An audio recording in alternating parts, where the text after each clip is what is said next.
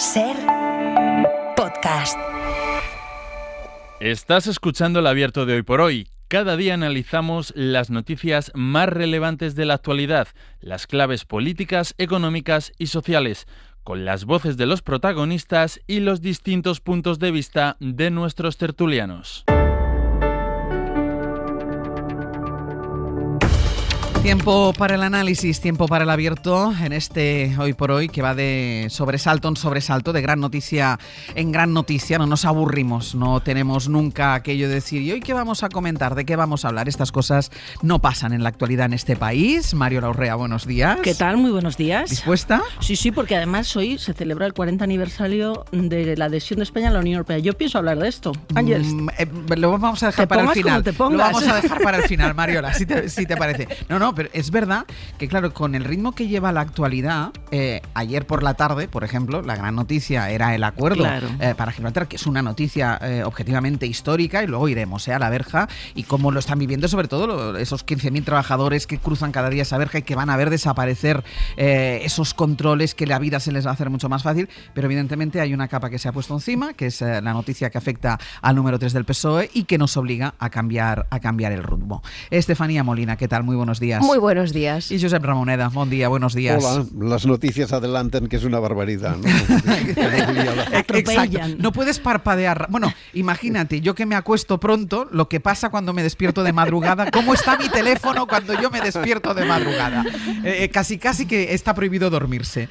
Vamos con ello, porque es verdad que toda la actualidad ha quedado colgada de la noticia que anoche les adelantamos aquí en la cadena SER, que es esa conversación entre el número 3 del Partido Socialista, entre el secretario de Organización, Santos Cerdán, José Luis Ábalos, exsecretario de Organización del PSOE y ministro, y Koldo García, asesor de Ábalos en el Ministerio de Transporte. Esa conversación fue grabada por Koldo y, según el informe de la UCO, en ella se habla de un dinero de comisiones por adjudicación de obra pública. Es decir, se involucra a Santos Cerdán, a la actual mano derecha de Pedro Sánchez en el partido, insistimos, número 3 del Partido Socialista, en la trama Koldo.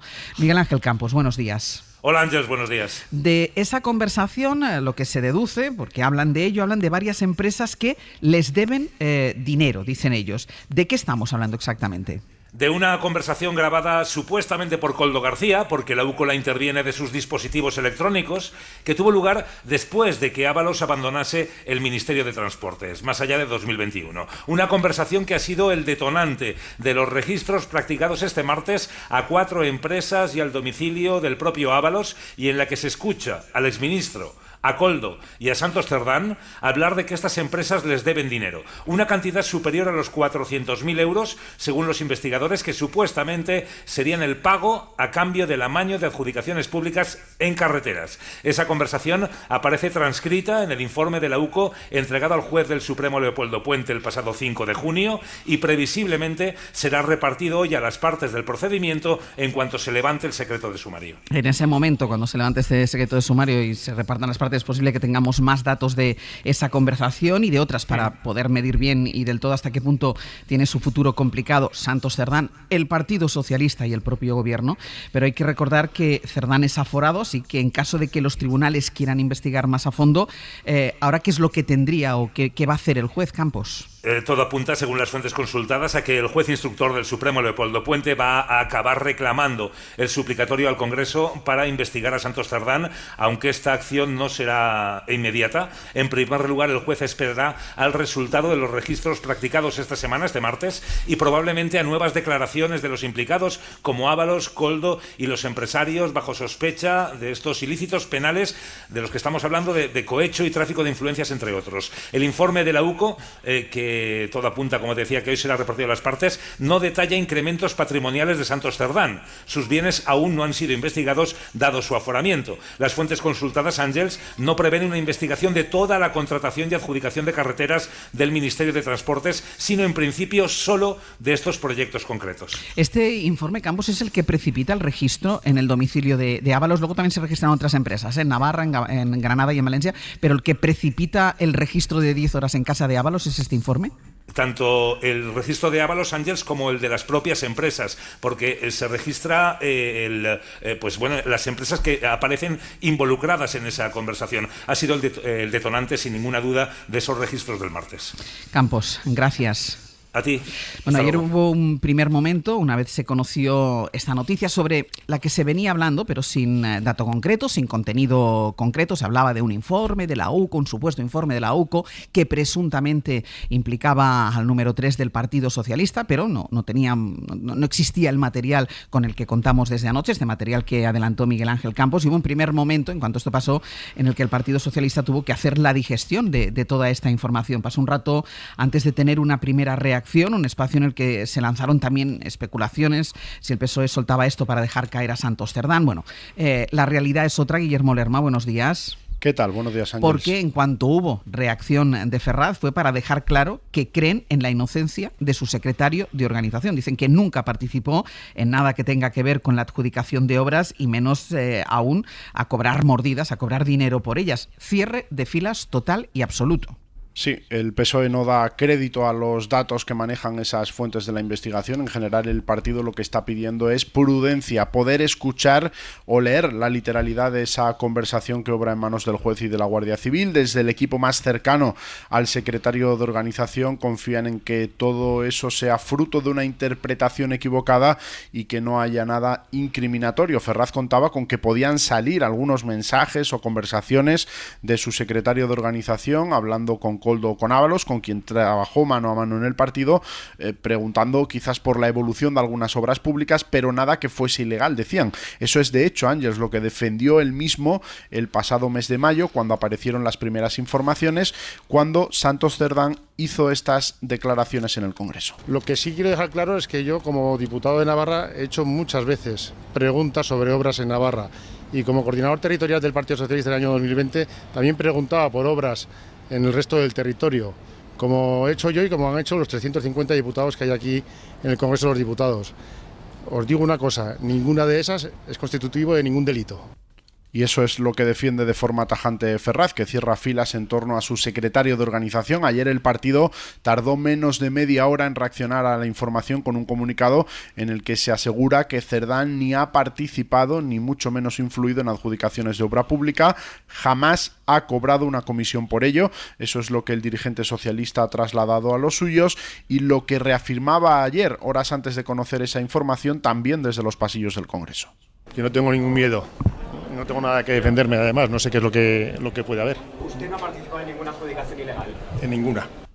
Cerdán, es cierto, no ha querido entrar en profundidad a contestar las preguntas de la prensa durante estas semanas. Ayer mismo esa declaración la hacía mientras salía del Congreso, casi sin detenerse a escuchar a los periodistas. En el PSOE denuncian la indefensión que está provocando la filtración de algunas informaciones en las últimas semanas. Entre los cargos intermedios hay voces que no ocultan su conmoción y preocupación por las informaciones sobre su secretario de organización, una pieza clave de la máxima confianza del presidente del gobierno y que además tiene un papel muy importante en este momento, Ángels, porque es quien tiene la interlocución con uno de los partidos que conforman esa mayoría parlamentaria de la investidura, como es Junts per Catalunya. Son las 8:38 de la mañana, 7:38 en Canarias. A esta hora, Guillén, no está previsto ninguna comparecencia, ni explicaciones, ninguna convocatoria de nada por parte del Partido Socialista o por parte del gobierno o por parte del propio Santos Cerdán. No, a esta hora, Ángels, lo que el PSOE hace es guardar silencio. Es lo que dijeron ayer que iban a hacer cuando se conozca la totalidad del informe. Santos Cerdán, dijeron, dará todas las explicaciones necesarias para que de una vez por todas, decían, su nombre y su honorabilidad dejen de verse mezcladas a diario con casos que nada tienen que ver con su persona. Eso es lo que dijeron ayer y eso es lo que tienen previsto hacer. Pero en cuestión de 20 minutos, Ángels, va a empezar un pleno en el Congreso de los Diputados, un pleno en el que tiene previsto, por ejemplo, comparecer el ministro de Justicia, Félix Bolaños, que tiene que defender un proyecto, una ley del gobierno. Va a haber también diputados socialistas entrando al pleno y la pregunta va a ser evidente. Van a preguntar por ello y van a tener que reaccionar de alguna manera. Pues Guille, gracias. Hasta luego. Vamos a parar aquí, ahora iremos al Congreso de los Diputados, hablaremos también de la reacción del Partido Popular. Yo preguntaba también si estaba prevista algún tipo de comparecencia, porque es verdad que venimos de una época de silencio, no se han dado suficientes explicaciones sobre ninguno de los casos que afectan ahora mismo al Partido Socialista, no se han dado explicaciones sobre el caso Leire Díez, se ha explicado poco y se ha hablado poco más allá de lo que pasó en el Congreso de los Diputados en esa intervención por la interpelación del líder de la oposición, el fiscal general del Estado al borde de sentarse en el banquillo. Claro, venimos de un periodo, vamos a decir, de silencio por parte del Partido Socialista, por parte del Gobierno, pero claro, si después de lo de hoy no hay explicaciones, es todo muy complicado, Mariola. Desde luego. Creo que es verdad que necesitamos poner contexto a esta información que ha dado la cadena SER. Necesitamos que cuanto antes se levante el secreto de sumario para perimetrar bien de qué estamos hablando y perimetrar bien un poco el alcance de esas conversaciones, ¿no? Parece que hoy se reparte, digamos, esa documentación a las partes y desconozco si es hoy también cuando se levanta el secreto de sumario y por tanto todo el mundo va a poder tener acceso a esa documentación. Pero dicho todo esto, es evidente que todo resulta inquietante. Utilizaré esta palabra inquietante para el partido, inquietante para el Gobierno, inquietante para los socios parlamentarios que sostienen la legislatura y inquietante también para la ciudadanía en general, que viene también de un calentamiento, de la generación de un estado de opinión, que este tipo de noticias, lejos de erosionar esa idea de estado de opinión, de que el Gobierno está noqueado o de que la legislatura no es sostenible en el tiempo, contribuyen a alimentar ese estado de opinión.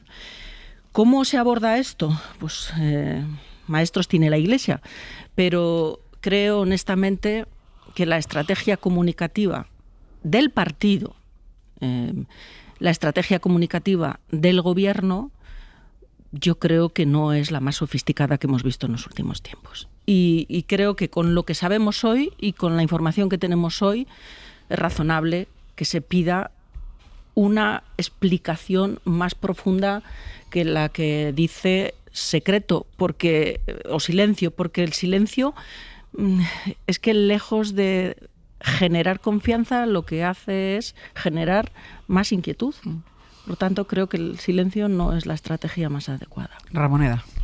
Yo creo que estamos en una situación muy negativa para afrontar bien un problema de este tipo, ¿no?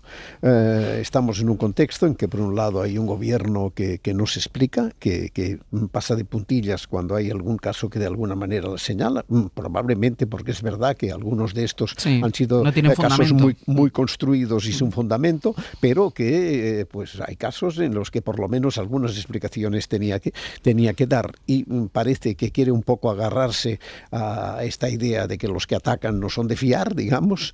Evidentemente hay otra cuestión que hace muy difícil que las cosas se gestionen bien, que es que la corrupción es el único tema de la oposición. El PP, Feijóo, mientras otros de su partido lanzan sus batallas políticas, buena parte contra él también, todo hay que decirlo, es incapaz de ir más allá de acusaciones permanentes, unas con más base, otras con ninguna base, otras lo que sea, de corrupción, del capo Sánchez, de todas estas historias que ya conocemos, y por tanto no facilita, sino todo el contrario, una lectura clara y objetiva de las cosas, sino simplemente aumentar el ruido en un momento que probablemente lo necesita más, porque de tanto ruido sobre este tema se queda sin discurso en el territorio político, se lo están robando en su propio partido. Y otra cosa también, que es unos síntomas a menudo inquietantes de una cierta politización de la justicia, que también hace que se vean con desconfianza algunos de sus movimientos. En este contexto, pues es muy difícil esperar que este caso, que evidentemente requiere explicaciones, porque hay indicios que no tenemos datos suficientes, pero que por lo menos requieren explicaciones, es difícil que se resuelva, que se afronte de una manera objetiva y como sería deseable exigir a los distintos responsabilidades, políticos, justicia, etcétera, etcétera. Estefanía. Sí, yo creo que estamos en un momento muy delicado y hace falta prudencia y explicaciones. Prudencia para empezar por parte de todos. Hay que esperar, darle contexto a ese informe que ha salido a la luz, pero luego también a mí me llamó poderosamente la atención el comunicado tan rápido que sacó el Partido Socialista ayer, cerrando filas absolutamente con Santos Cerdán, teniendo tal vez la misma información que nosotros a esa hora de la noche. Y yo creo que eso, la de semanas que llevamos diciendo que en el PSOE hay gente que quiere explicaciones, que quiere entender, si tú sales y haces ese comunicado, estás hablando en nombre de todo el PSOE, y yo me pregunto, ¿qué certeza tienes tú de que a lo mejor no estés actuando en falso? Quiero recordar cómo fue la actuación cuando empezaron a salir las primeras informaciones de Ábalos. El PSOE también cerró filas hasta que un día María Jesús Montero dijo aquello de si yo fuera él ya sabría lo que tengo que hacer. Entonces ya todos entendimos que el PSOE soltaba amarras y hasta aquí. Pero yo creo que estamos en un momento donde las actitudes no pueden ser tan contundentes a no ser que uno tenga la certeza, insisto. También porque esto de que había un informe que podía ser una bomba relativo a Santos Cerdán hace tiempo que estaba en el imaginario colectivo. Yo recuerdo y en determinada prensa. Y en la prensa. Y recuerdo que la actuación de algunas personas del partido fue nada más y nada menos que hacerse fotos con Santos Cerdán y subirlas a redes, ¿no? Como te apoyamos, Santos. Claro, estas actitudes desafiantes, al final, yo entiendo que hay una cúpula en el PSOE, pero también hay unos cuadros, hay unas federaciones, hay una serie de gente que yo creo que no se la debe comprometer a no ser que uno lo tenga claro de que aquí no hay nada. No sabemos qué es lo que hoy piensa Pedro Sánchez, y esto sería muy importante, porque al final él es el presidente del gobierno y es su secretario de organización. Secretario general del partido. Bueno, es el secretario de organización. Santos exactamente. Cerdán, sí. Entonces, ¿cuál es la opinión de Pedro Sánchez de todo esto? A mí me parece relevante. ¿Considera que hay que dejarlo caer? Es decir, que hay que apartar a esta persona hasta que no esté el agua clara. Hay que esperar. Esto sería muy importante. También porque la impresión que da es que el gobierno está bunkerizado, sale poca información, incluso a algunos ministros les pilla con el pie cambiado todo lo que va pasando, y realmente si esto parece ser lo que es, yo creo que debería ser expeditivo el presidente del gobierno. Vamos a hacer una pausa, a la vuelta voy contigo. ¿Qué querías hablar, Mariola?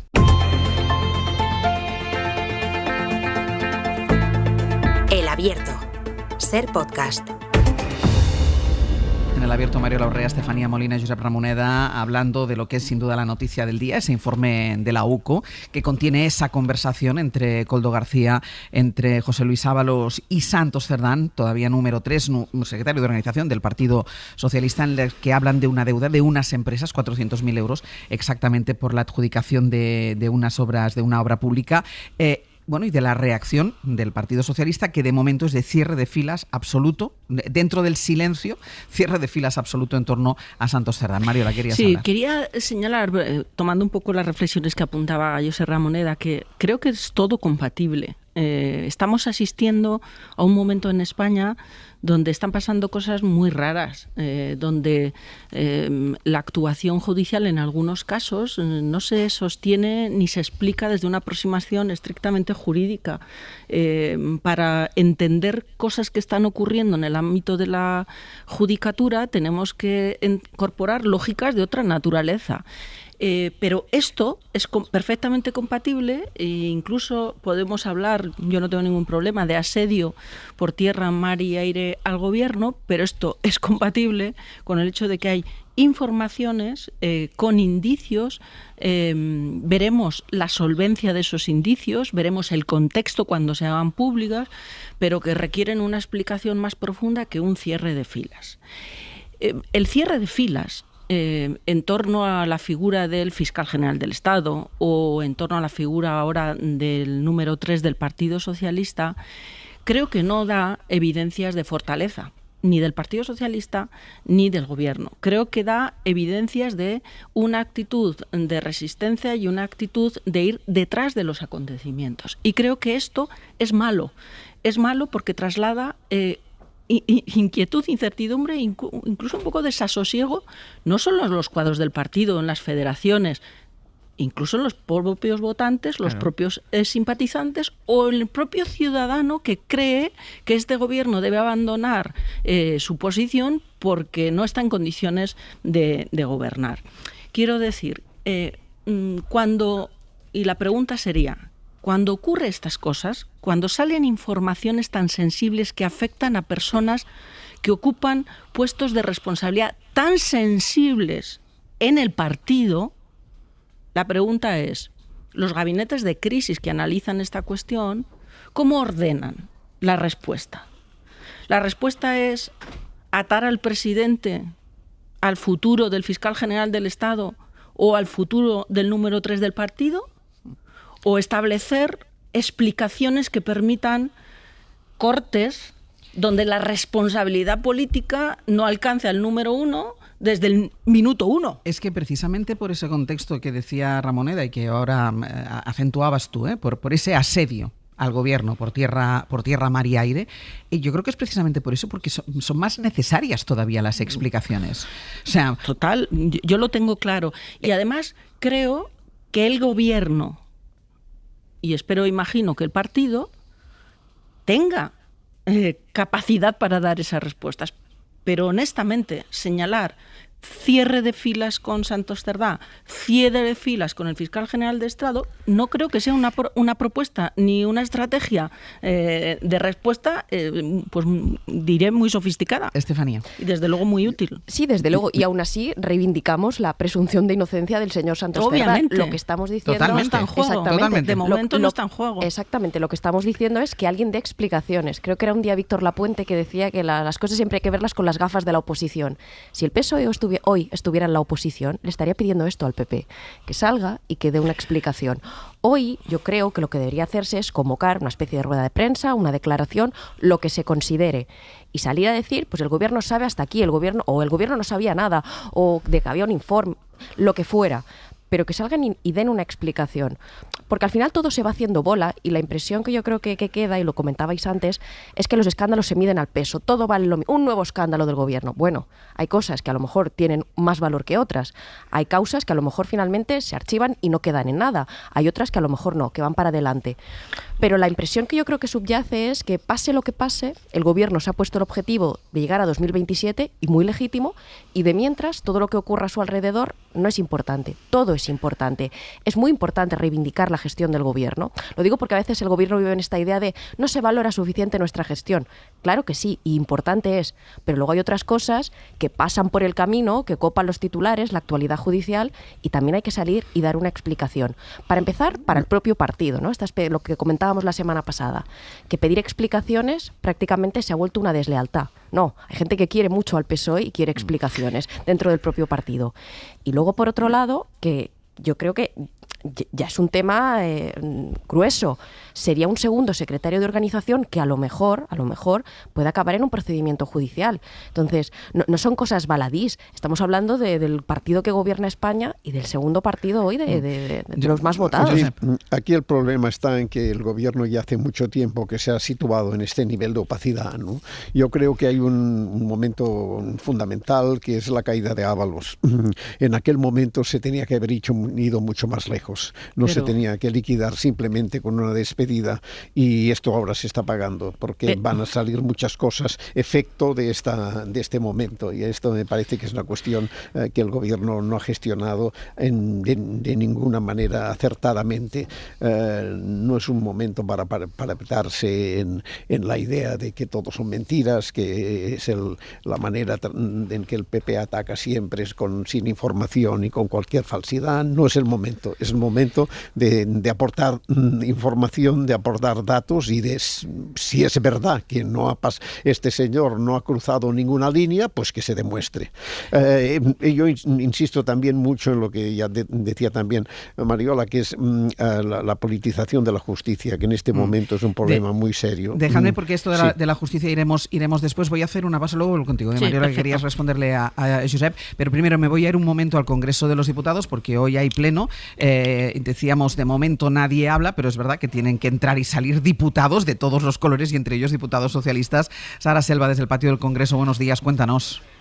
¿Qué tal, Ángeles? Buenos días. De momento hay poco movimiento en el patio, está prácticamente vacío, van llegando algunos diputados, hemos visto llegar algunos diputados socialistas. Lo habitual hasta ahora, los días de pleno, Ángeles, es ver a un trajín de diputados entrar al hemiciclo, porque el pleno arranca a las 9 de la mañana, pero ocurre que hoy el primer punto del día es la presentación del informe del Defensor del Pueblo, y no es un punto al que suelen asistir muchos diputados, así que es probable que les veamos llegar algo más avanzada la mañana, cuando empieza a debatirse la enmienda a la totalidad del PP a la ley que regula el estatuto del Ministerio Ministerio Fiscal, una ley de Félix Bolaños, así que tendrá que venir el ministro a defender su norma y después, además, hay votación, así que lo lógico es que veamos pasar por aquí a todos los diputados socialistas, también a Santos Cerdán y también a los miembros del Gobierno que votan. Y claro, pasará lo que sucede en todos los plenos, que los periodistas en los pasillos preguntamos a los diputados y a los ministros por el tema del día. No es la primera vez que se les pregunta por Santos Cerdán, le preguntaron ayer mismo a María Jesús Montero, por ejemplo, y respondió diciendo que la confianza era total. Veremos qué pasa hoy, si cambian o no las respuestas. Está ahora mismo entrando al hemiciclo Miguel Tellado, que pide explicaciones al PSOE, dimisiones, como suele pedir el PP, y elecciones. Pues vamos a hacer una pausa, estaremos pendientes. Gracias, Sara. Volveremos al Congreso en cuanto haya alguna novedad, estaremos pendientes de todo lo que pase allí y a la vuelta seguimos con el análisis.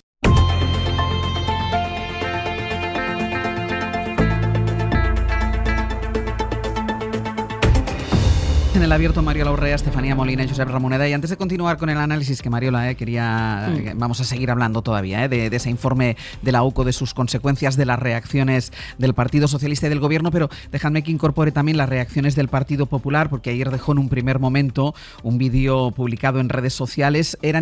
Son imágenes creadas a través de inteligencia artificial en las que se ve a Pedro Sánchez, a Ábalos, a Koldo y al propio Santos Cerdán, que van trufando con titulares de prensa sobre los casos judiciales que rodean al Gobierno. Esta historia comienza en 2017, cuando 4 amigos se recorrieron España en un Peugeot para ganar las primarias del PSOE. Y lo consiguieron. En ese vídeo el PP habla de la banda del Peugeot y lanza un mensaje, queda uno, así en mayúsculas, para que caiga toda la banda. Ese uno lo escriben en referencia a Pedro Sánchez. David Junquera, buenos días. Hola, buenos días. Más allá de este vídeo, con el que apuntan también al presidente del Gobierno, la dirección del PP pide rueda de prensa conjunta, comparecencia de Pedro Sánchez, de Cerdán, para que den explicaciones. La IA como síntoma, Ángels. El PP suele recurrir a ella cuando más cómodo está, cuando la actualidad le da más margen para hacer sangre y para hacer este tipo de gamberradas, esta vez imitando a Pulp Fiction. Me lo comentaba ayer un diputado del PP con un ejemplo súper gráfico. Estamos ahora mismo como en un día de Navidad continuo, levantándonos por la mañana y corriendo al árbol a ver qué regalo nos ha dejado Papá Noel, el Papá Noel de la actualidad. Es algo que además está tratando de instaurar el PP de forma machacona. Lo hace Feijóo en cada mitin de su campaña. La idea de que no hay un día sin su escándalo, que el flotador del Gobierno cada rato que pasa tiene una nueva pitera. En unos minutos los cargos populares van a estar distribuidos por las teles dando entrevistas. Acabamos de escuchar también a Tellado en los pasillos del Congreso. Van a desgastar el regalo que supone el informe Cerdán y hace un rato Génova ha mandado un mensaje exigiendo una rueda de prensa conjunta de Sánchez y de su número 3 en el Partido Socialista. Explicaciones, dimisiones y elecciones piden en ese mensaje. 44 días sin explicaciones de Sánchez, dicen, por ello deben comparecer juntos, ni canutazo en el pasillo, ni mensajitos en fuentes del Departamento de Comunicación. El problema es el presidente. Hasta aquí ha llegado la escapada del Peugeot. Pues Junquera, veremos a ver qué dicen en todas esas comparecencias en televisiones. Hasta luego. Hasta luego. Claro, porque esto también es lo que pasa. Si tú no das explicaciones, los otros tienen más terreno todavía para dar las suyas. Hay silencio por parte del Partido Socialista, no hay ninguna explicación y lo que va a hacer, y es la estrategia que hace habitualmente el Partido Popular, es ocupar todo el espacio pues para dar su versión de los hechos. Cuando los hechos tienen fundamento y cuando los hechos no tienen fundamento. Da igual, porque lo ponen todo en el mismo saco, Mariola. En política se suele decir, ¿no?, que no hay espacio vacío. Claro. Si tú no lo ocupas, lo ocupan otros. Y la oposición, y yo creo que también esto es importante señalarlo, creo que está haciendo, en relación con un ejercicio de control al Gobierno, está haciendo una oposición basura. El vídeo es una indecencia. Sí. Porque hoy es un día en el que no solo se mide al Gobierno, o no solo se mide con sus reacciones la gestión de un partido, se mide también la solvencia de una oposición y la viabilidad de esa oposición como alternativa al Gobierno.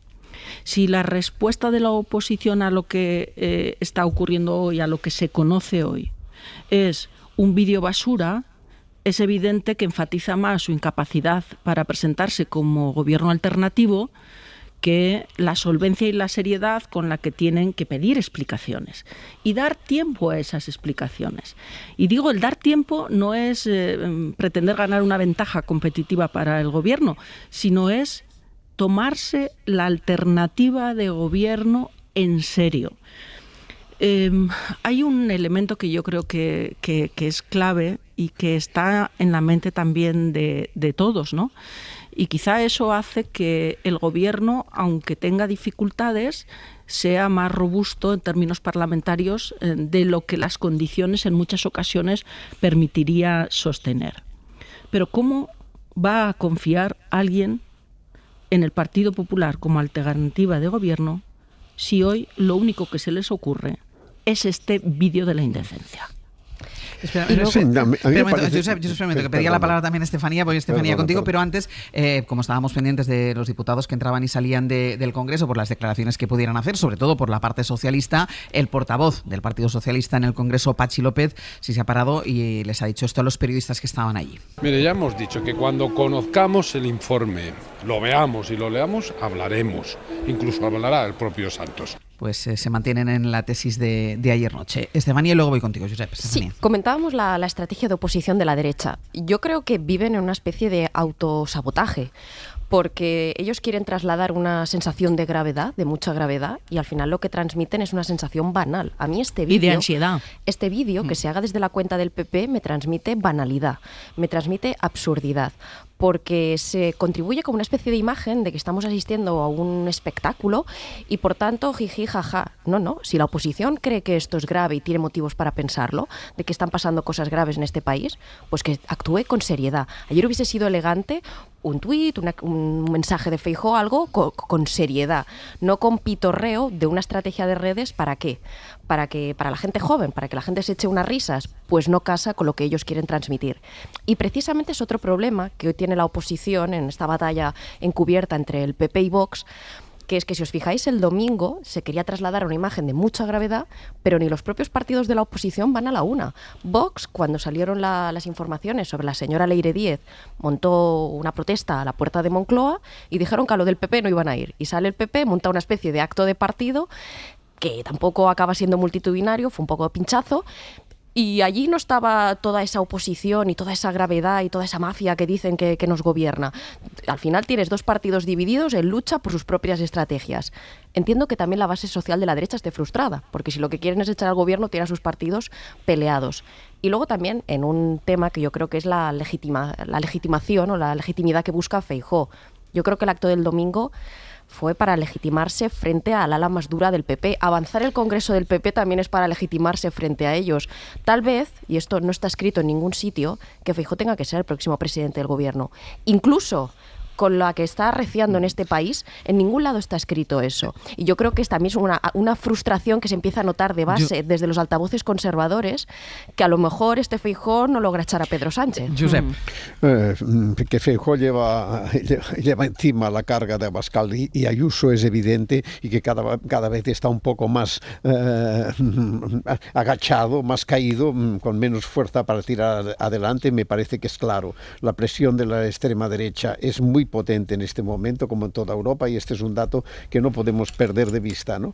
Pero a mí lo que en cualquier caso me resulta escalofriante, como decía Mariola, es esta pérdida de dignidad de la política, que es este documento que han hecho circular, que es un icono del feijóismo, y que es realmente lamentable. Es creer que todo tiene sentido, que todo es aceptable en la política, cuando lo que tendrían que hacer es dejar de esperar los regalos del Papá Noel Sánchez. Es decir, el problema del PP es que vive de los regalos del Papá Noel Sánchez y no se han dado cuenta. Son ellos los que tienen que comprar juguetes para sus hijos, no coger lo que dejan los otros, prestado los otros. Esta es la cuestión que les está acorralando y que está facilitando, al mismo tiempo que va hundiendo poco a poco a Feijóo, está haciendo que el PP cada vez esté más presionado por las pulsiones de la extrema derecha que circulan por Europa en este momento. Hay un elemento que yo creo que en una democracia parlamentaria conviene insistir en ello. Cuando la oposición considera que el gobierno ya no está en condiciones de gobernar, la única fórmula constitucional posible para evidenciar que eso es así y medir las mayorías de unos y otros es la presentación de una moción de censura. No hay otra. Ni vídeos, ni convocatorias en Plaza de España con banderas de España y utilización patrimonial del himno de España, que no es su himno, que no es el himno del PP ni la bandera del PP, es la de todos los españoles, si quieren realmente que eso siga siendo así. La pregunta es, hoy el Partido Popular pide una rueda de prensa del Gobierno, una rueda de prensa del líder del Partido Socialista con el número 3. ¿Perdona? Si tú eres alternativa al Gobierno y crees que el Gobierno hoy no está en condiciones de sostener sus mayorías parlamentarias, contemos votos en el Parlamento y presenta una moción de censura. Cuando miramos la realidad con las gafas de la oposición, le deberíamos de reivindicar e interpelar al señor Núñez Feijóo es ¿a qué espera usted a presentar una moción de censura? Estefanía. Sí, esto me remite a un tema que quería introducir y es el de los socios. Mira, pues espérate, no me lo introduzcas todavía ahora porque lo va a introducir Josué Coello. Josué Coello, buenos días. ¿Qué tal, Ángeles? Buenos días. Porque ayer, antes de conocer este informe que adelantamos aquí en la SER sobre esa conversación que implica a Santos Cerdán, los socios ya hablaron. ¿En qué punto se encuentran hoy después de conocer además este informe? Bueno, poco a poco, Ángeles, empiezan a haber goteo de diputados aquí en el Congreso y empezamos a escuchar las primeras valoraciones de los socios sobre las informaciones que rodean a Santos Cerdán. Por ahora, prudencia entre los aliados parlamentarios, aunque con distinto tono. Por ejemplo, desde Sumar, hoy con Yolanda Díaz fuera de España, ha sido su portavoz la que hace unos minutos se ha mostrado muy exigente pidiendo explicaciones. Creemos que si las informaciones estas de confirmarse, estas son gravísimas, la situación es muy grave y que por lo tanto el Partido Socialista tiene que dar todas las informaciones y dotar a todo el pueblo progresista de la transparencia que se necesita sobre este asunto, pero ya. Más prudentes han sido los socios vascos, tanto la portavoz del PNV, Maribel Vaquero, como el diputado de Bildu, Jon Iñarritu, pedían en los pasillos del Congreso esperar a tener más información. Todavía no conocemos el alcance de lo que se está diciendo de las filtraciones y bueno, esperaremos a tener más noticias y entonces ya daremos las explicaciones oportunas, pero pedimos transparencia, eso sí, y más información. Bueno, habrá que ver, todavía no conocemos nada más allá de las filtraciones. Veremos. Aunque sí ha habido un socio contundente con todo lo que rodea al PSOE por el caso Ábalos, ha sido Gabriel Rufián, y ojo, porque no se queda en el exministro, y ayer lanzaba esta advertencia al gobierno. A nadie se le escapa que forma parte o está en el epicentro de un caso que como mínimo pues huele fatal y veremos qué pasa. Está judicializado y veremos qué pasa. Nosotros actuaremos en consecuencia, eso que a nadie se le olvida. A esta hora, Ángeles, todavía no han llegado el grueso de diputados al Congreso, lo harán durante toda la mañana porque en el pleno de hoy se debate la ley Bolaños y les preguntaremos cuando vayan llegando. Pues tenéis línea abierta con el Congreso para conectar cuando vosotros queráis. Hasta ahora, Josu. Hasta luego, Ángeles. Ahora sí, los socios, Estefanía. Allá vamos. A ver, yo creo que para empezar Santos Cerdán es una persona clave en la construcción de la mayoría que sustenta al gobierno. Para empezar, porque ha sido la persona enviada a Waterloo, a Ginebra o donde estuviera Puigdemont en cada momento para intentar atraerse al voto de Junts. Por tanto, ya en la arquitectura del bloque de investidura es alguien relevante.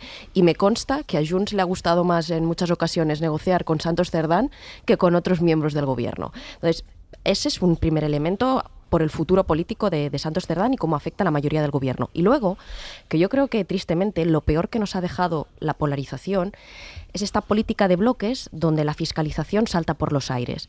Está muy bien que los socios, por un lado, sean prudentes, como todos tenemos que serlo, de momento sabemos muy poco, pero por otro lado, si toca el momento de pedir explicaciones, los socios podrían eventualmente montar una comisión de investigación con el apoyo del PP. ¿Eso va a pasar? No. ¿Por qué?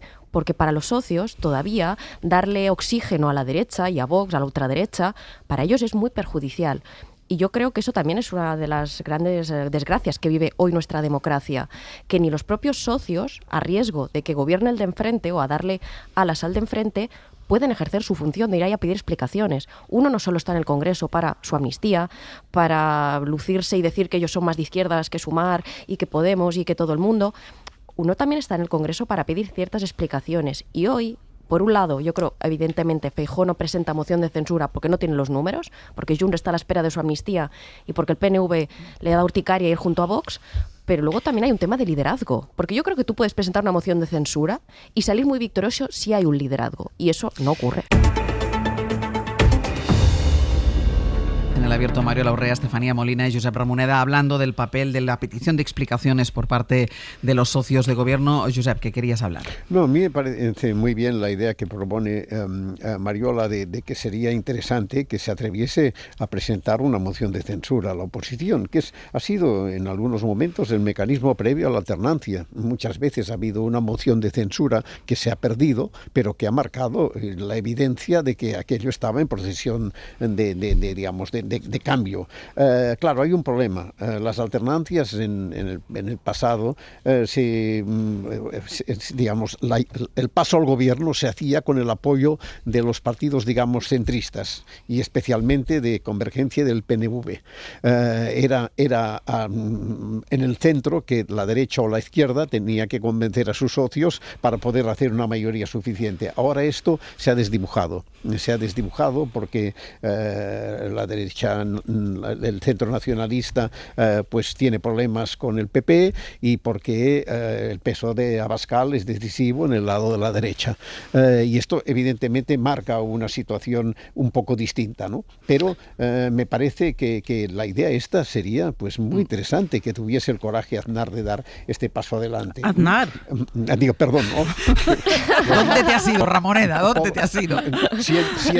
Siento, a pesar de todo, comparar a Aznar con Feijóo porque hay una diferencia de nivel a favor de Aznar. Mira, yo reivindico el uso de instrumentos políticos democráticos, especialmente para los días críticos y difíciles como hoy.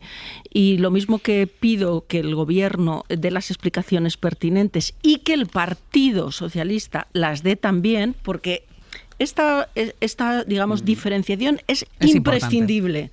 Porque ningún miembro del Gobierno es objeto de ningún proceso ni de ninguna investigación judicial que se sepa. Aquí estamos hablando, en el caso de Santos Cerdá, de un secretario de organización del partido y estamos hablando de un diputado con el régimen de aforamiento y, por tanto, con los instrumentos judiciales de afección hacia él que todos conocemos. Y digo que es importante en los momentos y en los días claves recurrir a los instrumentos políticos porque lo contrario es convertir a la política en un estercolero.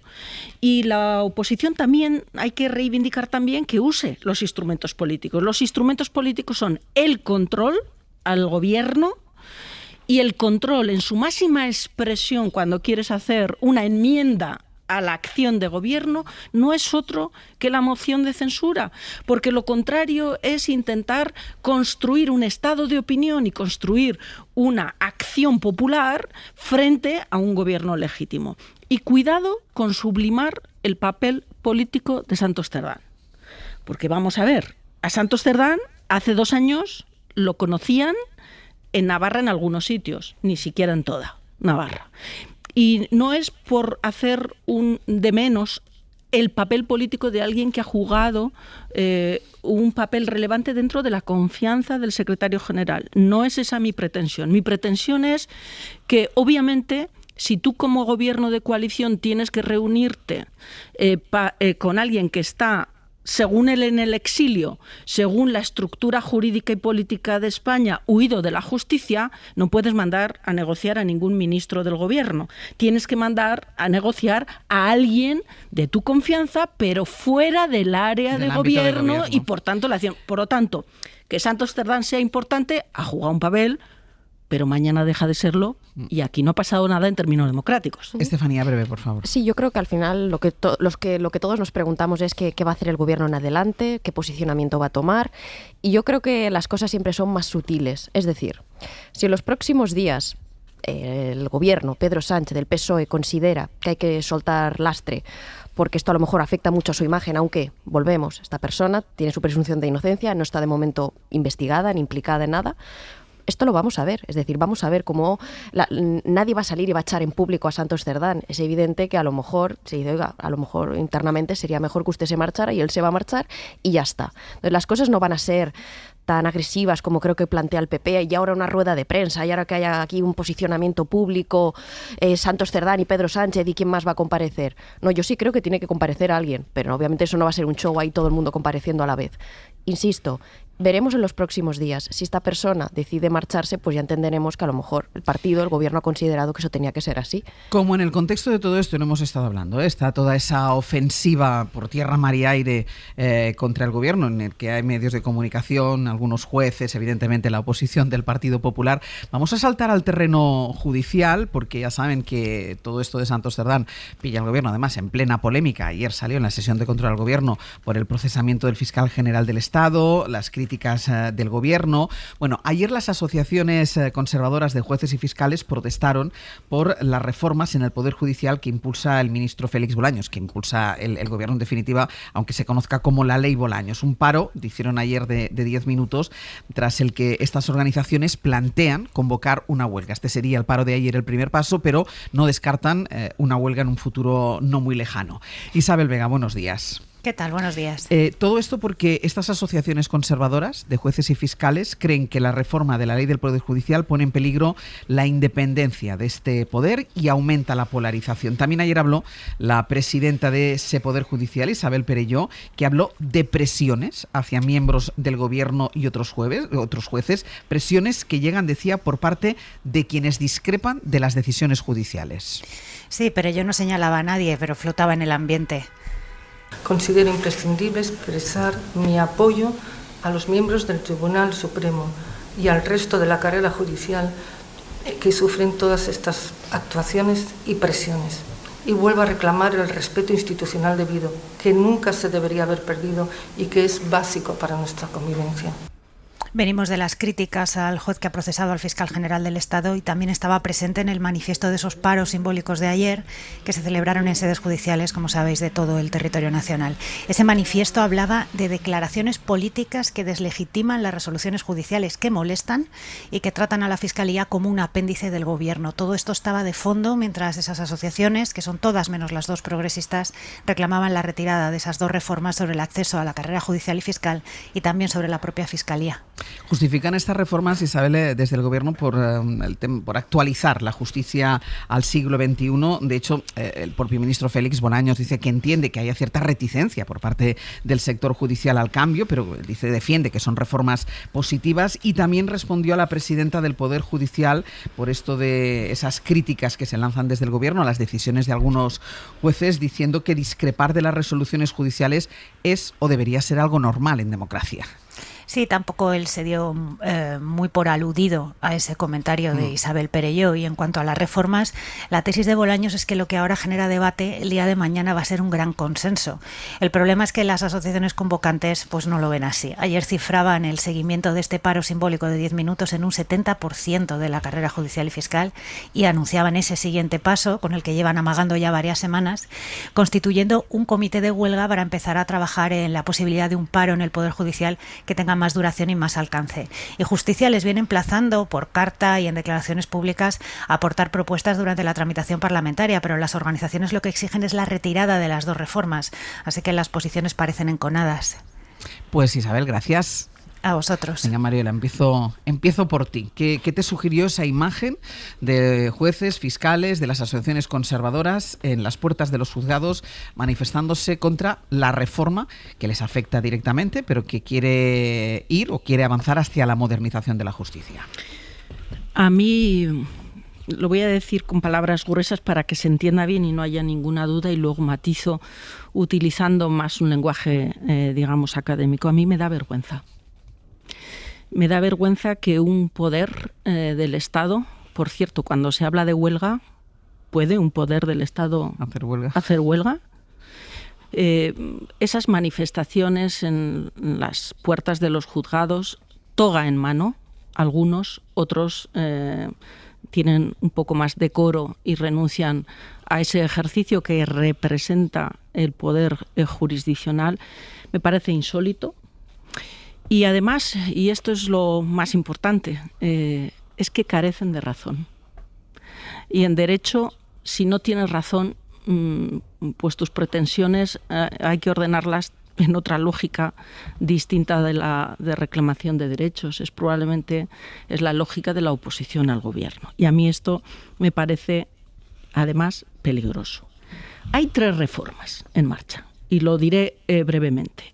Un anteproyecto de ley de enjuiciamiento criminal donde se modifica el proceso penal y se le da la instrucción al fiscal. Esto es lo que les escuece a los jueces.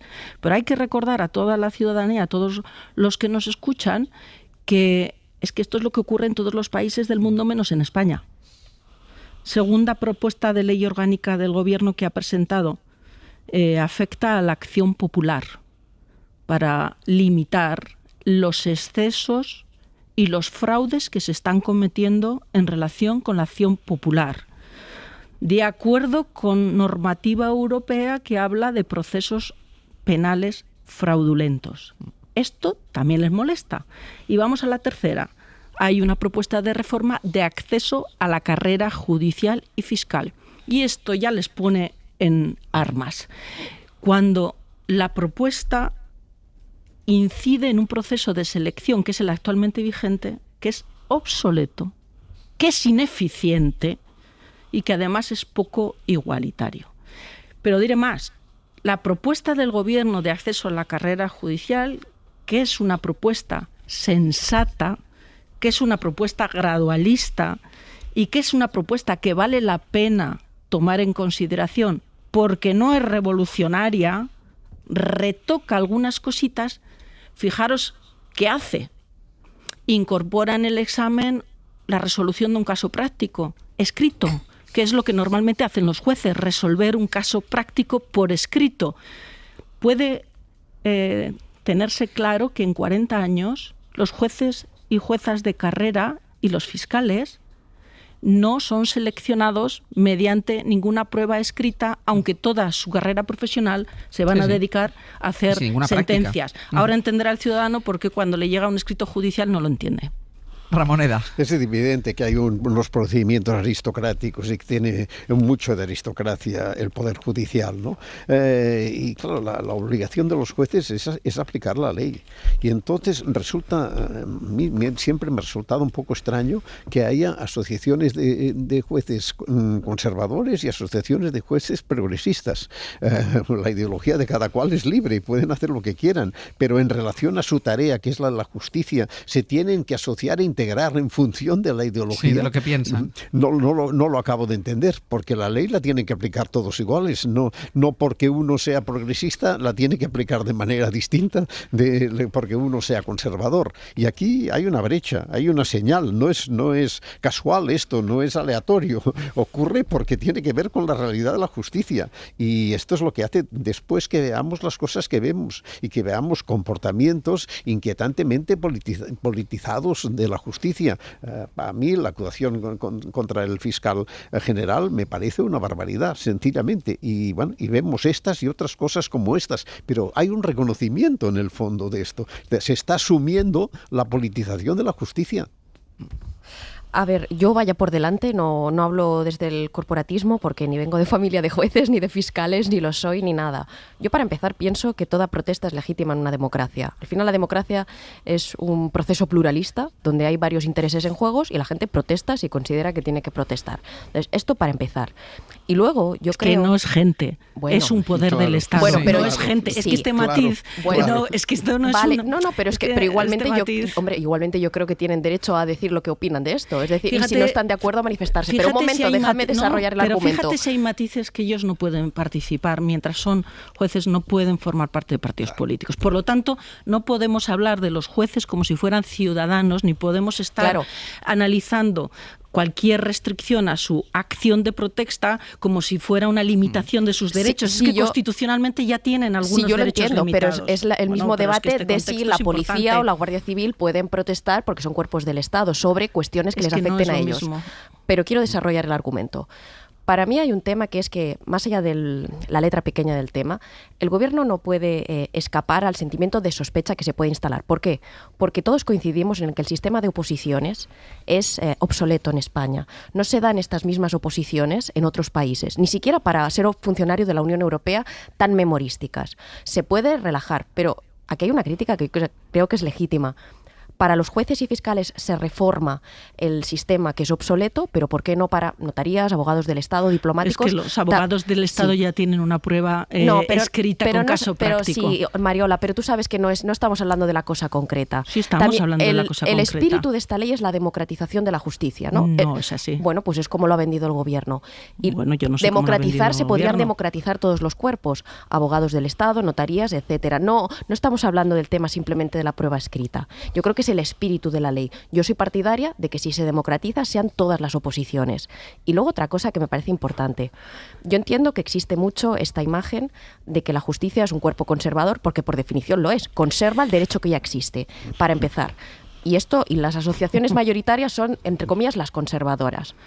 Pero a mí me gustaría también que hagamos un ejercicio, porque creo que lo reivindica mucha gente que no manda en ningún lado, que es simplemente trabajador de a pie, fiscal y juez de a pie. No es el cuerpo ni de lejos el más endogámico. Hay un informe de FEDEA que es muy interesante, que habla sobre el parentesco de las personas que hacen oposiciones a uno, abogados del Estado, notarios, diplomáticos, etcétera. Jueces y fiscales ni siquiera es el más endogámico, es decir, es el que menos parentesco tiene en la propia familia. Entonces, me parece importante. No hace falta que sea la propia familia, puedes tener un padrino fuera de tu familia. Pero si perdona Estefanía, lo digo porque creo que tenemos que distinguir lo que son los trabajadores de a pie, déjame llamarles trabajadores, porque también lo son, aunque sean jueces y fiscales, con lo que es las cúpulas del poder, que yo creo que es un poco la distorsión de la imagen. Las cúpulas del poder, obviamente, si te ha puesto un partido, si te ha puesto PP o PSOE, entendemos que tienes una cercanía ideológica. Pero creo que la gente de a pie, tampoco podemos inferir que todos los jueces actúan en función de su ideología. Yo no lo creo. Pero insisto, no va de una prueba escrita. Si el espíritu es democratizar, se pueden democratizar todas las oposiciones. Nadie habla de democratizar. Como que no, es como el gobierno lo ha vendido. Que, insisto, si tú le respondes al gobierno, a mí me parece muy bien, pero yo no respondo aquí al gobierno, ni hablo en nombre del gobierno. Estoy analizando una reforma en relación con el acceso a la judicatura y a la fiscalía que está en la línea de acción de todas las reformas que ha habido en los países homologables al nuestro. Y yo no sé a qué te refieres con lo de trabajadores de a pie. La cuestión aquí es el ciudadano que va a ser objeto de un proceso judicial que afecta a su libertad y al patrimonio, tiene que tener la certeza de que quien le juzga no solo es un papagayo recitando una norma, sino es una persona con criterio jurídico capaz de analizar el sistema normativo, capaz de seleccionar la norma adecuada, interpretarla de acuerdo al concepto de Estado social y democrático de derecho y dar una respuesta comprensible para la ciudadanía. Pero, Mariola, y esto determina el sistema de acceso. Yo no estoy hablando de cuerpos endogámicos o no. A eso nos quieren llevar algunos jueces. No, yo no hablo de que los jueces y fiscales sean endogámicos. Yo hablo que el sistema de acceso no es el sistema adecuado y que el sistema de acceso vigente genera elementos perversos con lo que son los preparadores y no opta a la excelencia, que este es el punto crítico. Y entonces esto es una cuestión democrática en el sentido de incorporar capas de valor democrático, no de afectar a los derechos de un cuerpo del Estado que, insisto, es un poder del Estado. Muy breve, Estefanía, y muy breve también, Josep. Yo insisto, esa misma crítica se puede hacer a todo. Inspector de Hacienda también es una persona que ha estado... No es poder del Estado. Bueno, Mariola, pues que entonces no es poder del Estado. Hacienda no te parece un poder del Estado. No es que no me parezca a mí, es que no es. Sí, pero también trabaja sobre el patrimonio de una persona. Es decir, no es ejecutivo, legislativo, judicial, pero es un ejemplo que pongo. Déjame desarrollar el argumento. Pero muy breve. Hay una serie de cuerpos que también podrían ser, como se está vendiendo el espíritu de esta norma, democratizados. Da igual que inspector de Hacienda no sea poder del Estado, también es alguien que opera sobre el patrimonio de una persona, sobre la libertad económica de una persona, por así decirlo. Se puede democratizar todos. Y eso que comentas de que es un papagayo que repite, yo es que realmente estoy en contra del sistema memorístico, pero digamos toda la verdad. Cuando terminan su oposición van a una escuela judicial donde aprenden a aplicar las leyes, donde aprenden a hacer el ejercicio. No te rías, eso es así. No me río, perdona, me río no que a lo mejor es innecesario o ineficiente, lo es. Yo te compro esa idea. Me río porque te invito a analizar con más detalle el proceso de selección completo. la escuela judicial hace una buena tarea, pero los que entran en la escuela judicial son los que 99,99% van a obtener la plaza. Es decir, hay que incidir en la selección previa. En la selección previa es donde está incidiendo esta propuesta. Y la pregunta que yo hago es que otras oposiciones, para que veas que no es una enmienda a todo tu argumento, las debilidades de otras oposiciones tienen que limitar la acción del gobierno para incidir en esta oposición. Josep. No, yo, en fin, nos hemos ido muy lejos. Sí, simplemente, sí. Para ser muy breve, yo lo único que señalo es que es una inquietante politización de la justicia bajo pulsiones conservadoras, y esto me parece que es una realidad objetiva que se nota además en un momento de giro creciente hacia pulsiones de derechas más bien inquietantes para la democracia. Y nos hemos centrado sobre todo, porque nos ha dado una clase magistral aquí Mariola, tengo que decir. No, pero me ha estado muy bien, Mariola, porque me has contado de manera que todo el mundo lo ha entendido, y no hemos entrado en el tema de las críticas, es decir, de cualquier crítica que se hace al Poder Judicial, que se hace a los jueces, no es aceptada. De esto ayer estaba, de hecho, la protesta estaba convocada teóricamente por la ley Bolaños, pero en el ambiente de la protesta estaba también esas críticas que se hacen a ciertas actuaciones judiciales que son incomprensibles, y lo hemos estado hablando esta semana aquí en la tertulia, como es incomprensible el auto de procesamiento del fiscal general del Estado. Otra cosa es que consideremos que tenga o no tenga que dimitir para salvaguardar la institución. Esto no volveré a repetir el debate porque lo hemos tenido estos días, pero tú coges ese auto, y aunque no seas como Mariola, que sabe muchísimo de esto, pero tú coges ese auto y dices, pero perdón, esa sensación de indefensión que siente el fiscal general del Estado, que además te lleva a pensar, si hacen esto con el fiscal general del Estado, que no harán con un ciudadano. Y fíjate, para mí la pena de todo esto es que en todo este tema, en toda esta convulsión y en esta toda crítica política, claro, hay quien desde el Poder Judicial pretende señalar que la reforma en el acceso no deja de ser una afectación a su independencia y una reacción del Gobierno para controlar la justicia, cuando es una propuesta de reforma perfectamente acomodada a los estándares de la Unión Europea. Os pedía brevedad a todos porque nos queda lo que iba a ser el tema del día. De hecho, antes de acostarme yo tenía prevista la apertura y el despliegue, que es el tema del acuerdo de Gibraltar, para Gibraltar, pero vamos a abordarlo igualmente en los pocos minutos que nos quedan, y lo primero que vamos a hacer es irnos al punto clave, a ese paso, a ese control fronterizo para entrar y para salir de Gibraltar, que es por donde pasan y cruzan a diario miles de personas para trabajar en un lado y en otro. Ahí está Rubén García. Rubén, ¿qué tal? Muy buenos días. ¿Qué tal, Ángel? Buenos días. Cuéntanos, porque nos decías a las 8 cuando hablábamos contigo, ahora es la hora de máximo trasiego, evidentemente. ¿Qué está pasando? El aspecto es el de todos los días, la entrada en vigor de este acuerdo evidentemente no es de hoy para mañana, pero cuéntanos cuál es el ambiente en un día que es diferente, vamos a decir. Sí, día diferente. A estas horas el paso por esta verja no es el que te contaba a las 8, ¿eh? Está mucho más tranquilo, se ha calmado un poco ese trajín de las primeras horas de la mañana. Ha sido, Ángel, una mañana atípica, muchos medios de comunicación, trabajadores españoles que cruzan cada día esa frontera con cierta sensación de alivio, porque este acuerdo no hace peligrar sus empleos, que era algo que realmente temían ante un bloqueo, ¿no?, de lo que es el tránsito por la verja en caso de un no acuerdo. Y también cierta esperanza, porque estos trabajadores han tenido que soportar interminables colas, y si desaparece la barrera física y por tanto los controles, la situación les va a cambiar mucho, y también a los agentes de aduana les cambia la película, ¿eh? Están haciendo ahora mismo su trabajo, el de cada día, el controlar el paso de personas, pero les queda poco ahí, porque luego esos controles solo se van a ejercer, que eso es lo más importante del acuerdo, en el aeropuerto y en el puerto de Gibraltar. Es que son las claves del acuerdo. Desaparece ese control por carretera, andando con motocicleta, como cruza habitualmente la gente, y ese control se traslada a puerto y aeropuerto, y además con doble control de policía española y policía británica. Rubén, muchísimas gracias. Un abrazo. Claro, y nos decía Rubén desde el mismo sitio, claro, sensación de alivio, porque la gente que pasa a diario por esa frontera sabe lo que es y sabe cómo se dificulta ese paso siempre que hay algún elemento de desacuerdo entre las partes afectadas. Y decía, pues tranquilidad y satisfacción, porque bueno, ya no habrá colas, no habrá que pasar por ese punto de control fronterizo. Y claro, Cándido Romaguera, Algeciras, ¿qué tal? Muy buenos días. Hola, buenos días, Ángel. Entiendo que en el campo de Gibraltar la noticia se ha recibido más que bien, porque de alguna manera es una fórmula para integrar de facto al Peñón en el espacio Schengen. Así es, todas las partes en ambos lados de la verja coinciden que que lo importante era llegar a ese acuerdo. Ahora los alcaldes de la zona, los empresarios y sindicatos de ambos lados de la verja y trabajadores transfronterizos esperan disipar todas las dudas, que aún son muchas, en la reunión que mañana se va a celebrar en el Ministerio de Asuntos Exteriores. El municipio más afectado por las consecuencias del futuro tratado, obviamente, es el de la línea de la Concepción, y su alcalde Juan Franco ha insistido en los problemas que pueden surgir a partir de ahora en su municipio.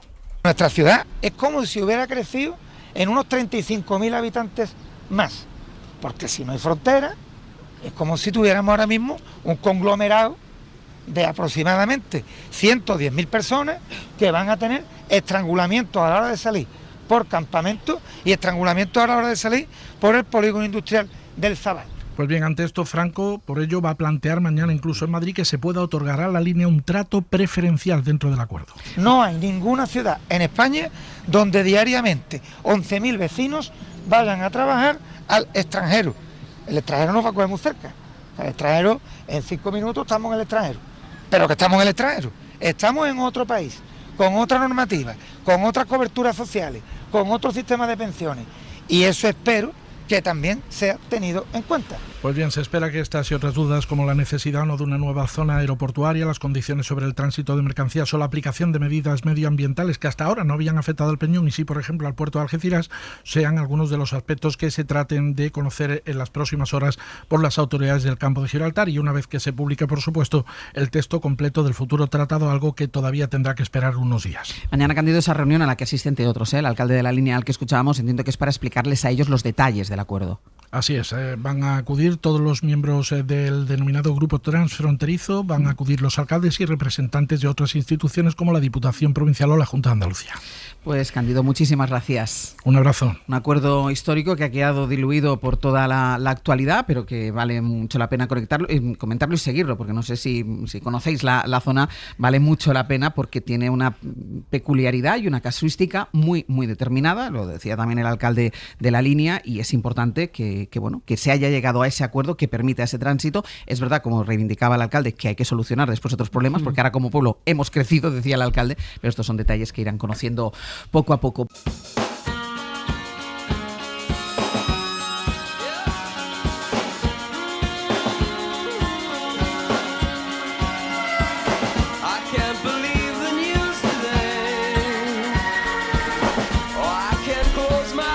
Pues vamos a ir terminando ya el abierto. Están aquí Sergio Castro y Ana Usle. Buenos días. ¿Qué tal? Hola, ¿qué tal? Venga, para contarnos lo que vamos a hacer a partir de ahora. Pues inmediatamente después de las 10, después de las noticias, nos vamos a ir al Congreso de los Diputados de los oyentes de hoy por hoy. Iba a decir, ¿cómo sabes tú porque que va a pasar algo? hay comparecencia de los ministros Domínguez y García Cantero de los ramos de Ciencia y Tecnología para contestar algunas preguntas.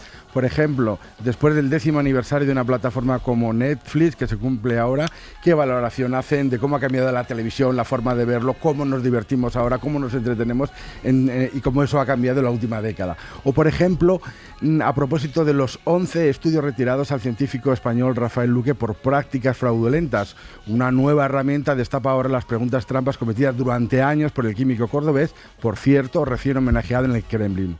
¿Y yo qué quieres que te cuente? Que no te puedo contar nada a las 10:30. Porque hoy tengo un personaje desconocido. Hoy es usted no sabe con quién está hablando. Cada 2 semanas tú no puedes saber nada de con quién vas a charlar durante... Pero sí me vas a decir dónde voy. Venga, vale. Vas a Ponferrada y vas a estar en lo que fue la bodega de la cárcel. Vale. Vale. Nada más. Nada más. Hasta ahí puedes leer. Qué bien suena. En clase de lengua con la profesora Lola Pons y su alumna más aventajada Eva Cruz vamos a hablar, a propósito y homenajeando a vuestros amaneceres, vamos a hablar de gentilicios, de dónde procede esta palabra, cómo se forma, porque hay algunos que son muy sencillos, porque hay otros mucho más intrincados. Además que no tienen nada que ver a veces con el nombre de la localidad. Con la raíz palabra. Sí. Y por qué, por ejemplo, decimos madrileño y nunca decimos madrilense. ¿Ah? ¿Quién lo decide esto? ¿Esto quién ha tomado esto? Esto lo decide Lola Pons. Lola Pons. Y punto. Sí. Y punto final. Punto en boca, máquina. Y ya, exacto. Y luego Javier Ocaña viene hoy en la crítica bajo demanda, que es la crítica que piden los oyentes con una nota de voz en el 638-313466, en el WhatsApp del programa. Hoy trae la película que dice que a él más le ha acercado a sus propias pesadillas, a esa textura que tenemos de las pesadillas, a cómo son de surrealistas, la escucharemos luego. Es Bo tiene miedo, esa es la película. Y luego trae 2 estrenos que tienen grandes personajes y que nos llevan a Irlanda y a Gales. Vale. Vamos a terminar con la gran Ainhoa Aguirregoitia. vamos a hablar de la importancia de la vajilla en la cocina, pero centrándonos exclusivamente en la cerámica. Mira, aquí Sí, la única que tiene la estética en la cabeza. De los zapatos, las vajillas. Pues no te lo pierdas, porque además de esa vajilla de cerámica nos va a hablar su invitada, que es Carmen Ruiz, que es una consumada ceramista. Pues muy bien, presta atención, ponte el pinganillo. Bueno, si tú quieres, quédate. Y si no te pones... No, si te quedas, participas. Josep Ramoneda, Mario Laurrea, Estefanía Molina, hasta la semana que viene. Adiós. Buenos días. Para no perderte ningún episodio, síguenos en la aplicación o la web de la SER, Podium Podcast o tu plataforma de audio favorita.